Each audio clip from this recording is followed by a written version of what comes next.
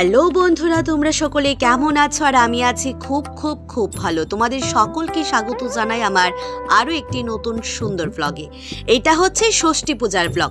তো ষষ্ঠী পূজা তো চলে গেল, তোমরা জানো। তো তোমাদের ষষ্ঠী পূজা কেমন কাটলো তা তো জানাবে অবশ্যই, তবে আমার পূজাটা কেমন কাটলো তাই শেয়ার করবো এই ব্লগের মাধ্যমে। এটা হচ্ছে পুজোর ঠিক আগের দিন। বাড়ি এসে হঠাৎ দেখতে পাই সন্ধ্যার দিকে মা পুজোর কিছু জোগাড়জান্তি করছিল। তার মধ্যে ধরো এই যে 60টি চাল, 60টি দূর্বা, 60টি বাঁশের যে আগা থাকে, বাঁশের কিছু জিনিস, এরকম বিভিন্ন কিছু দিয়ে কিন্তু একটা ঠাকুরের জিনিস, মানে একটা ধরো ফুলের দানির মতো বানাতে লাগে, যেটা দিয়ে কিন্তু প্রত্যেকে আমরা পুজোটা সম্পন্ন করি। পরদিন সকাল সকাল ঘুম থেকে উঠে দেখি মা কিন্তু পূজার কাজ শুরু করে দেয়। ষষ্ঠী পূজার কিন্তু মেইন কাজ হচ্ছে বাইরে যে এই গাছটা থাকে এইটা, তারপর ঘরে পুজোর আয়োজন। বেশিরভাগ ষষ্ঠী পুজো অনেকের বাড়িতে হয়ে থাকে পুরোহিত ছাড়া, তবে আমাদের বাড়ি থেকে আমি ছোট থেকে দেখে আসছি পুরোহিত দিয়ে আমাদের বাড়িতে পুজো হয়। কাদের কাদের বাড়িতে পুরোহিত দিয়ে পুজো হয় তা কিন্তু জানিও। তো আমাদের বাড়িতে পুরোহিত আসার অপেক্ষায় আমরা সকলে, তার আগে মা কিন্তু একদম সুন্দর করে সব কিছু রেডি করে পুজোর জোগাড় কিন্তু কমপ্লিট করে। এবার কি দেখতে পাচ্ছ, ওই যে বট গাছের আগা রয়েছে, সেই বট গাছের নিচে কিন্তু বসা রয়েছে ষষ্ঠী ঠাকুর, সঙ্গে ওনার সন্তান। আর এগুলো রিচুয়ালস রয়েছে ষষ্ঠী পুজোর, এগুলো করতে হয়। এরকম রিচুয়ালস কাদের কাদের বাড়িতে রয়েছে জানিও তো। আমাদের বাড়িতেও এই রিচুয়ালসটা আমি অনেক আগে থেকে, মানে আমি যখন থেকে দেখছি ষষ্ঠী পুজো তখন থেকেই দেখছি। এই হচ্ছে আমাদের শান্তির জায়গা, মানে আমাদের ঠাকুর ঘর। এখানে আমাদের অন্যান্য ঠাকুরদেরকেও সেদিন ভালোভাবে ভোগ নিবেদন করা হয়, সঙ্গে ষষ্ঠী ঠাকুরকে। দেখতে পাচ্ছ কি মিষ্টি লাগছে ষষ্ঠী ঠাকুরকে। ষষ্ঠী ঠাকুর কিন্তু নিজে একটা সন্তান কুলে নিয়ে রেখেছে। আমি যতটুকু জানি ষষ্ঠী পূজাই হচ্ছে সন্তানদের জন্য। হয়তোবা আমরা জামাই ষষ্ঠী বলি, তবে এটা কিন্তু নিয়ম হচ্ছে সন্তানদের পুজো। তো আমরা প্রত্যেকে দেখি যে আমরা মারা, কাকিমণি, মামিমণি, মাসিমণিরা আমাদেরকে দেয়, মানে বাচ্চাদেরকে। আবার আমরা কিন্তু উল্টিয়ে তাদেরকে মা, মাসি, পিসিমণি, তাদেরকে বাবা, কাকাদেরকে কিন্তু ষষ্ঠী দিয়ে থাকে। তো আমাদের বাড়িতে এমনটাই রিচুয়ালস রয়েছে, আমি সবসময় এটাই দেখে আসছি ছোট থেকে। এবার চলো পুরোহিত আসার অপেক্ষা বলেছিলাম তোমাদেরকে, এবার কিন্তু সেই অপেক্ষার অবসান ঘটে, মানে পুরোহিত মশাই চলে আসে। এবার ধূপ ধুনা ধরিয়ে এবার সুন্দর করে পুজো কিন্তু কমপ্লিট হচ্ছিল। তবে ষষ্ঠী পূজার মূল উদ্দেশ্য হচ্ছে নতুন জামা কাপড় আদান আর প্রদান, মানে একজনকে দেওয়া আর নেওয়া। তো এই যে বড় ব্যাগটা দেখতে পাচ্ছ, এটাতে আমাদের ষষ্ঠী পুজোর, মানে প্রত্যেককে যে দেব, প্রত্যেকের কাপড় চোপড় এখানেই রয়েছে। এবছর অনেক অনেক অনেক কেনাকাটা হয়েছে, প্রতি বছরই হয়, তবে এই বছরকার মতো আর কখনই হয়নি।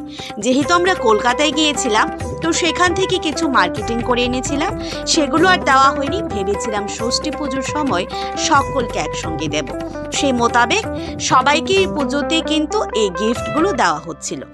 তো এবার মা বসে পড়ি। মা যেহেতু ব্রত রেখেছিল, তার জন্য মা কিন্তু সেখানে উপোস ভাঙার জন্য মন্ত্র উচ্চারণ করছিল, মানে ওই যে কিছু থাকে নিয়ম কানুন সেগুলো।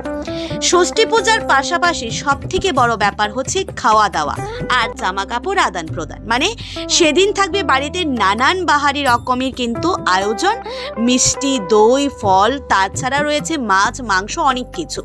এগুলো তো আমি ছোট থেকেই দেখে এসেছি। তোমাদের বাড়ি থেকে এমন করে ষষ্ঠী পুজোর দিন খাবার দাবার হয় কি না তা কিন্তু জানিও আমাকে। আমাদের মতো রিচুয়ালস কাদের কাদের বাড়িতে রয়েছে, বা আমাদের মতো তোমাদের কি কিছু কিছু মিল রয়েছে কিনা জানি। এখানে সুতোগুলির মধ্যে আশীর্বাদ যে ছিল সেগুলো দিয়ে বাঁধা হয়। এবার এগুলোই আমরা প্রত্যেকের হাতে বেঁধে দেব, এটাই হচ্ছে আমাদের আশীর্বাদ। তো প্রথমে মা বাবাদেরকে আমি দিয়ে দিচ্ছিলাম। আমাদের এবারকার ষষ্ঠীটা 2-3 পার্টে আসছে। তো সকালে হয়েছিল, বিকেলে হয়েছিল, তাছাড়া মামার বাড়িতে আমরা যাব। প্রত্যেকটা ব্লগ তোমাদের সাথে শেয়ার করব যতটুকু আমি পারবো। তো চলো, আমি যে তাদেরকে ষষ্ঠী দিচ্ছি সেটা তোমাদের সাথে শেয়ার করি। এখানে বাবা, মা, কাকিমণি, তারপর একটা আঙ্কেল আন্টি তারা বসেছিল, তাছাড়া আরো আঙ্কেল আন্টি, কাকিমণি, কাকারা রয়েছে, তাদেরকেও দেব, সব শেয়ার করব। তারপর কিন্তু কাকিমণি, আন্টি, মানে মা, তারাও আমাদেরকে দেবে, মানে আমরা ভাই বোনদেরকে দেবে। এরকম করে কিন্তু আমরা জলটা দিই। ষষ্ঠীর মোঠা বলা হয়, সেটাকে মুঠো করে এই যে ফুলের যে জিনিসটা বানানো হয়েছে এটা করে জলটা মাথায় আর শরীরে ছেটানো হয়।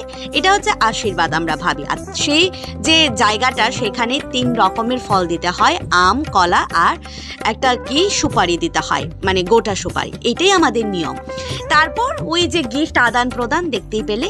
তো সেই ব্লগগুলো তো আমার ছোট ভাই বোনরা করেছিল, তার জন্য ভালো করে করা হয়নি, যতটুকু পেরেছি আর যতটুকু ব্লগ ভিডিও আমার কাছে আছে সবটাই শেয়ার করছি।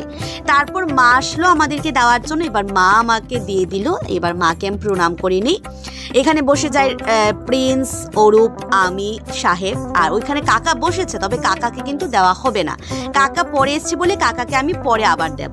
এখানে প্রসাদ রাখা রয়েছে, মানে এই বানাগুলো বাঁধার পর তারপর আমাদেরকে প্রসাদ দেওয়া হবে।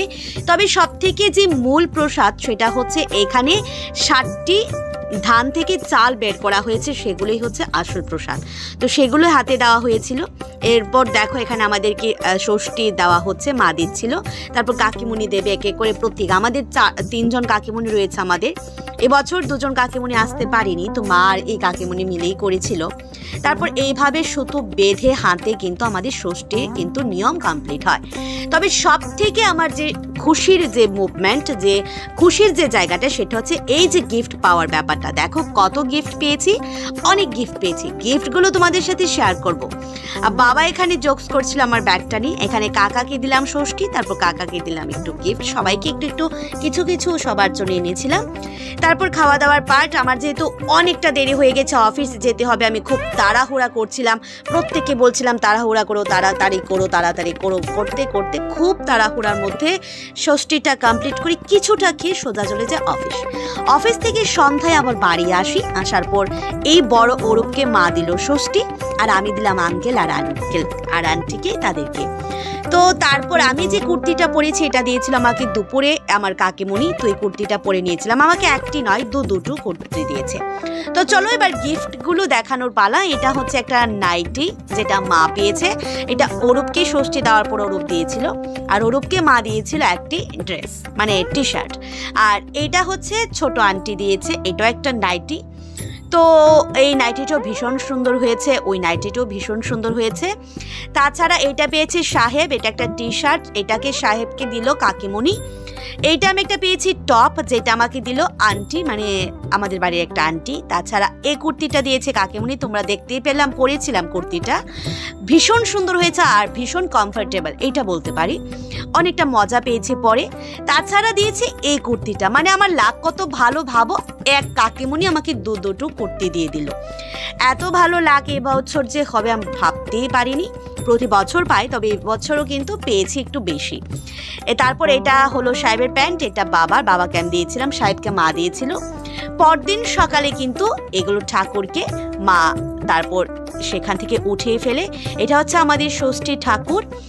তো তোমাদেরকে সামনে থেকে দেখানোর চেষ্টা করছি। আজকের মতো ব্লগটা এই পর্যন্তই। তোমাদের কাছে ব্লগটা কেমন লাগলো জানিও, আর তোমাদের ষষ্ঠী পুজো কেমন কাটলো সেটাও জানাতে ভুলো না কিন্তু। তাহলে আজকের মতো এটুকু, টাটা, বাই বাই।